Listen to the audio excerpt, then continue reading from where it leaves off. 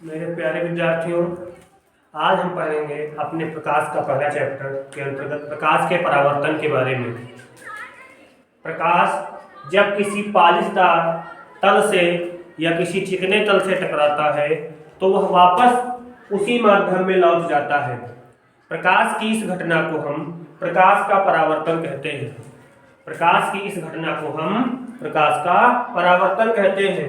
प्रकाश के परावर्तन में निम्नलिखित बातें हमको ध्यान देनी होती हैं, जैसे कि जो प्रकाश किरण आकर के किसी पालिशदार तल से टकराती है तो उस किरण को हम आपतित किरण कहते हैं। जो किरण किसी पालिशदार तल से आकर के टकराती है उस किरण को हम आपतित किरण कहते हैं, तथा पालिशदार तल से टकराने के उपरांत वापस जाने वाली किरण को हम परावर्तित किरण कहते हैं।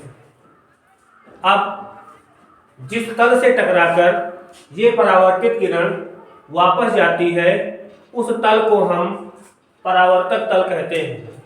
तीसरा पॉइंट, इसके बाद चौथा पॉइंट आता है जिसको हम कहते हैं अभिलंब। परावर्तक तल पर डाला गया लंब, परावर्तक तल पर डाला गया लंब अभिलंब कहलाता है। अब इसके बाद इसमें दो कोण बनते हैं। परावर्तन के दौरान दो कोण बनते हैं।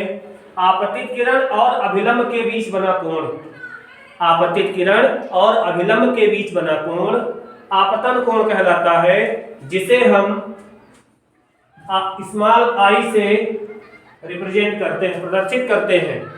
तथा दूसरा कोण जो अभिलंब और परावर्तित किरण के बीच बनता है उसे हम परावर्तन कोण कहते हैं। दूसरा कोण जो अभिलंब तथा परावर्तित किरण के बीच बनता है उसे हम परावर्तन कोण कहते हैं। इसे हम स्मॉल आर से प्रदर्शित करते हैं। इसके बाद जो है प्रकाश परावर्तन के दो नियम आते हैं। प्रकाश परावर्तन के दो नियम आते हैं। पहला नियम ये कहता है आपतित किरण, परावर्तित किरण, अभिलंब तथा आपतन तथा परावर्तक तल तीनों एक ही बिंदु में होते हैं, तीनों एक ही तल में होते हैं, जैसे कि कागज के तल इस जगह पे। दूसरा है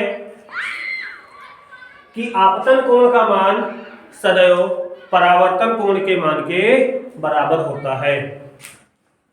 तो इतनी पूरी प्रक्रिया थी प्रकाश के परावर्तन के बारे में। आगे की जानकारी हम अपने अगले वीडियो में जानेंगे। धन्यवाद।